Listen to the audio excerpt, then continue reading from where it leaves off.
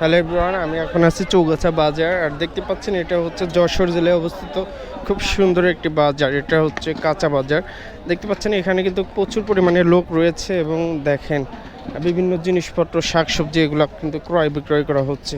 এবং চৌগাছা কাঁচা বাজারটা কিন্তু অনেক পুরাতন ঐতিহ্যবাহী একটা বাজার। দেখতে পাচ্ছেন এখানে যে ব্যবসায়ীরা আছে তারা কিন্তু এগুলা বিক্রি করতেছে এবং এখানে কিন্তু ঢাকা এবং বিভিন্ন শহরে এখান থেকে এই কাঁচামালগুলো চলে যায়।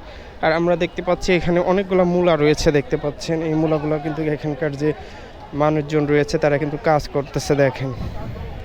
তা এই মূলাগুলা কিন্তু ঢাকা সহ বিভিন্ন জায়গায় চলে যাবে, দেখতে পাচ্ছেন তারা সাইজ করে করে এই যে বস্তায় করে রাখছে এভাবে। তো এগুলো কিন্তু চলে যাবে ঢাকা এবং বিভিন্ন জায়গায়। এবং দেখতে পাচ্ছেন এর আশেপাশের পরিবেশটা।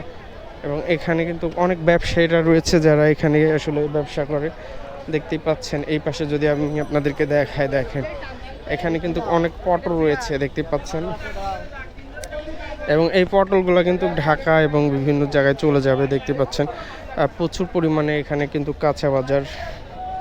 এখানে বিভিন্ন দূর দূরান্ত থেকে মাল তারা অনেক কৃষকেরা এখানে দেখতে পাচ্ছেন সিম রয়েছে।